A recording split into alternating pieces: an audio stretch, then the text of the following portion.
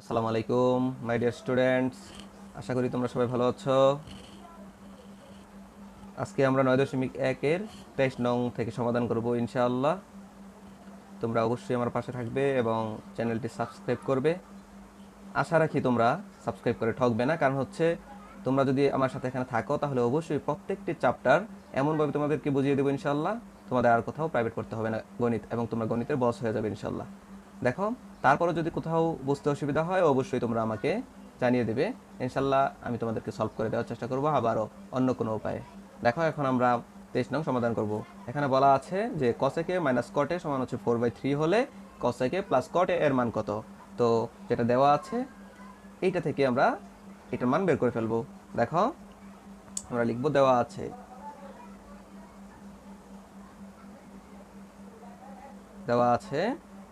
কি দেওয়া আছে, দেখো কসেকে মাইনাস কটে ইকুয়াল হচ্ছে 4/3, ঠিক আছে। বা আমাদের যেহেতু কসেকে প্লাস কটে লাগবে, তাহলে দেখো আমরা যদি এখানে কসেকে মাইনাস কটে আর একটা কসেকে প্লাস কটে এখানে গুণ করি, তাহলে কিন্তু একটা সূত্র হয়ে যাচ্ছে কসেক স্কোয়ারে মাইনাস কট স্কোয়ারে, আর এটা সমান কিন্তু 1, ঠিক আছে। আর যখন আমরা কসেকে প্লাস কটেরটা এই বাম পক্ষের সাথে এখানে গুণ করব, তখন এটাকে বাধ্যতামূলকভাবে আমাদের 4/3 এর সাথেও গুণ করতে হবে, ঠিক আছে। তখন কিন্তু আমাদের এটা 1 হয়ে গেলে এটার মান বের হয়ে যাবে। অথবা আমরা আরেকভাবে করতে পারি, এখানে যেহেতু কসেকে মাইনাস কটে আছে, তাহলে আমরা এখানে হচ্ছে কসেকে প্লাস কটে দিব, এটার জন্য আমরা নিচেও গুণ করতে পারি, হ্যাঁ, এখানে তাহলে ইকুয়াল 4/3 থাকবে। আমরা দুইভাবে করতে পারি, তবে আমি মনে করি যে এখানে গুণ করাটাই বেশি ভালো হবে আর কি, তোমাদের জন্য বুঝতে সুবিধা হবে। দেখো, কসেকে মাইনাস কটে এটার সাথে আমরা গুণ করব হচ্ছে কসেকে প্লাস কটে, ঠিক আছে, ইকুয়াল 4/3। তো এই যে আমরা কসেকে মাইনাস কটের সাথে কসেকে প্লাস কটে গুণ করলাম বাম পক্ষের সাথে, এটা তো অবশ্যই ভেনিশ করতে হবে, মানে এটাকে আবার উঠিয়ে দিতে হবে, যেন উঠে যায়, সেজন্য এটাকে আমরা কসেকে প্লাস কটে এই ডান পক্ষের সাথে গুণ করে দিব, কসেকে প্লাস কটে, ঠিক আছে। তারপরে দেখো, আমরা এখন কি করবো, এটা সূত্র করে ফেলবো, অর্থাৎ a plus B into a minus B, অর্থাৎ a স্কোয়ার মাইনাস বি স্কোয়ারের সূত্র হয়েছে। তাহলে আমরা লিখবো cosec square A minus cot square A. দেখো, আমরা এটা লিখলাম, আর এখানে হবে 4/3 যা আছে তাই, অর্থাৎ কসেকে প্লাস কটে, বুঝতে পেরেছ? বা দেখো, কসেক স্কোয়ারে মাইনাস কট স্কোয়ারে সমান, আগের ভিডিওতে দেখো এই সূত্রটা সুন্দরভাবে বুঝিয়ে দেওয়া হয়েছে, এটা সমান হচ্ছে 1, ঠিক আছে, ইকুয়াল হচ্ছে 4/3 ইন্টু কসেকে প্লাস কটে। আশা করি তোমরা বুঝতে পেরেছ। এখন দেখো, আমরা এটার মান বের করবো, তাই না? এখানে তো তাই বলছে। এখন আমরা কি করব, দেখো ওই পাশটাকে এই পাশে নিয়ে আসলে কিন্তু আমাদের অঙ্কটা হয়ে যাবে। 4/3 মানে পক্ষান্তর করব বা সাইড চেঞ্জ করব। দেখো, কসেক এ প্লাস কটে, এই দেখো আমরা পক্ষান্তর করে ফেললাম, ইকুয়াল এই 1 ওই পাশে চলে গেল, ঠিক আছে। যখন আমরা এ পাশ থেকে ও পাশে সম্পূর্ণ যা আছে সব কিছু পক্ষান্তর করব, তখন চিহ্নের কোনো পরিবর্তন হবে না। কিন্তু যদি আমরা একটা পথ এ পাশ থেকে ওই পাশে নিয়ে যাই, তখন কিন্তু পক্ষান্তর হয়ে যাবে, ঠিক আছে। দেখো, বা আমরা এখন কসেকে প্লাস কটে এখানে রেখে দিব, ইকুয়াল এই যে 4/3 এই পাশে আসলে কি হবে, এখানে যেহেতু গুণাকারে আছে কসেকে প্লাস কটের সাথে, এখানে আসলে ভাগ হয়ে যাবে, অর্থাৎ 1 কি হবে 4/3, ঠিক আছে। দেখো, ইকুয়াল 1 ইন্টু এটাকে ভাগ আকারে আছে, গুণ করে দিব, তাহলে লব হর হয়ে যাবে, হর লব হয়ে যাবে, অর্থাৎ 3 উপরে যাবে আর 4 নিচে আসবে। এখন দেখো আমরা কি করব, এই 3 সাথে 1 গুণ করলে 3 হবে, আর এখানে 4 হবে, তাহলে আমরা কসেকে প্লাস কটের মান কত পেলাম, 3/4, ঠিক আছে। এটাই হলো আমাদের মান। সুতরাং নির্ণয় মান, সুন্দরভাবে লিখে দিব, নির্ণয় মান 3/4, এটাই অ্যান্সার। আশা করি তোমরা বুঝতে পেরেছ। আমরা এখন 24 নং প্রশ্নের সমাধান করব। দেখো, আমরা এখন 9.1 এর 24 নং প্রশ্নের সমাধান করব।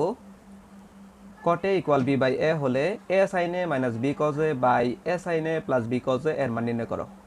দেখো, অঙ্কটা খুবই সিম্পল, তোমরা ইনশাল্লাহ দেখলে পারবে। দেওয়া আছে কট ইকুয়াল বি বাই এ, যেহেতু আমাদের সাইন আর কজ দেওয়া আছে এখানে, তাহলে আমরা কট এর সমান 1/10 এ না করে আমরা করবো কট এর সমান হচ্ছে cause A by sine A, ঠিক আছে। বা দেখো, কট এর সমান হচ্ছে কজ এ বাই সাইন এ, তোমরা এই সূত্রটা পারো, ইকুয়াল হচ্ছে বি বাই এ। বা এখন আমরা কি করব দেখো, আমরা আর গুণ করে ফেলবো, অর্থাৎ এ কজ এ সমান হচ্ছে B sine A, A cos A equal হচ্ছে বি সাইন এ। ঠিক আছে, তারপর আমরা কি করব, আমরা এখন দেখো লিখবো যে এ প্রদত্ত রাশি। ঠিক আছে, আমরা এখন প্রদত্ত রাশি লিখব। দেখো, তো এখান থেকে হচ্ছে আমরা আরেকটু কাজ করে নিব, সেটা হচ্ছে বা এই বি সাইনে কে পক্ষান্তর করে এই পাশে নিয়ে আসো, বি সাইনে ইকুয়াল হচ্ছে এ কজ এ, বা দেখো আমরা এখানে সাইনে কে রেখে দিব ইকুয়াল এ বি নিচে চলে আসবে। হ্যাঁ, অর্থাৎ এ কজ এর নিচে চলে আসবে বি, এ কজ এ নিচে হচ্ছে বি। এই পর্যন্ত আশা করি তোমরা বুঝতে পেরেছো। এখন এটাকে আমরা আরেকটু এভাবে লিখতে পারি যে এ বাই বি কজ এ, তো এভাবে রাখলেও কোনো সমস্যা নেই। এখন আমরা দেখো প্রদত্ত রাশি লিখব।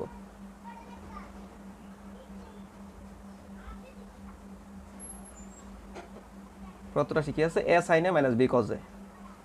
দেখো, A sine A minus B cos A by হচ্ছে এ সাইন এ প্লাস হচ্ছে বি কজ এ।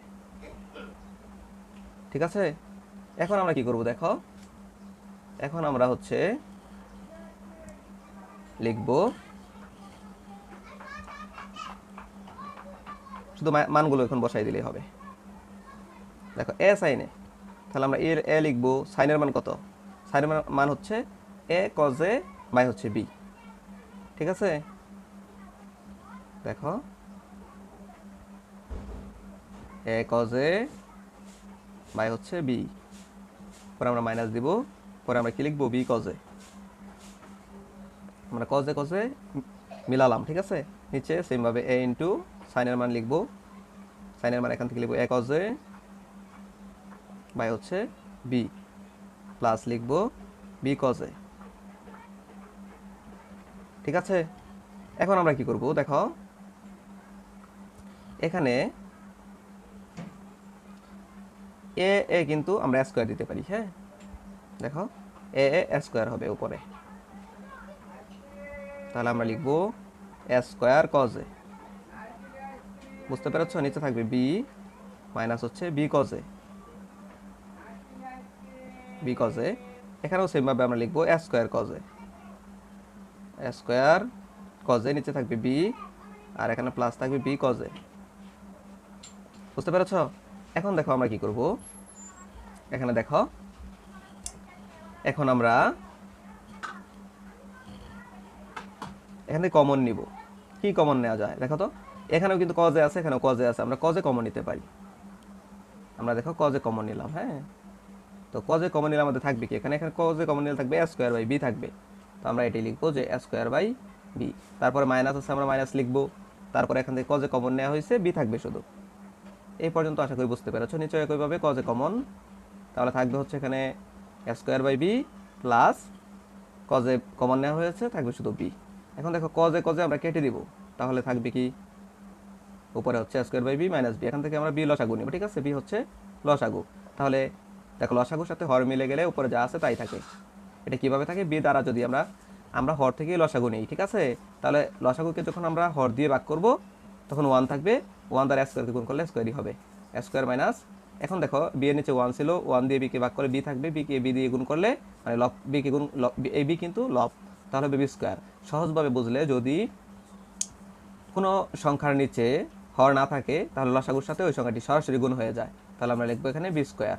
আশা করি পর্যন্ত বুঝতে পেরেছো। সেমভাবে নিচেও আমরা বি লসাগু নিব, আর এখানে হবে স্কোয়ার প্লাস বি স্কোয়ার।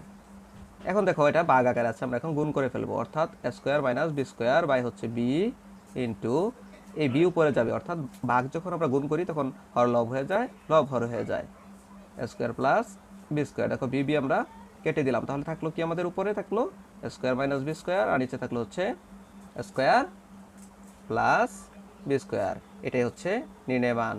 সুতরাং নির্ণয় মান স্কোয়ার মাইনাস বি স্কোয়ার আর হচ্ছে স্কোয়ার প্লাস বি স্কোয়ার, এটাই অ্যান্সার। আশা করি তোমরা 24 নম্বর প্রশ্নটা বুঝতে পেরেছ। আমরা নেক্সট ক্লাসে 9.1-এর একটা সৃজনশীল রয়েছে, সেই সৃজনশীল প্রশ্নটির সমাধান করবো ইনশাল্লাহ। আর যদি তোমাদের কোথাও বুঝতে অসুবিধা হয় কমেন্ট সেকশনে ইনশাল্লাহ জানিয়ে দিবে, এবং আমার চ্যানেলটি অবশ্যই যদি তোমাদের ভালো লাগে সাবস্ক্রাইব করে রাখবে। আশা করি পরের ক্লাসগুলো তোমরা পেয়ে যাবে। তো তোমরা ভালো থেকো, ধন্যবাদ সবাইকে, আসসালামু আলাইকুম।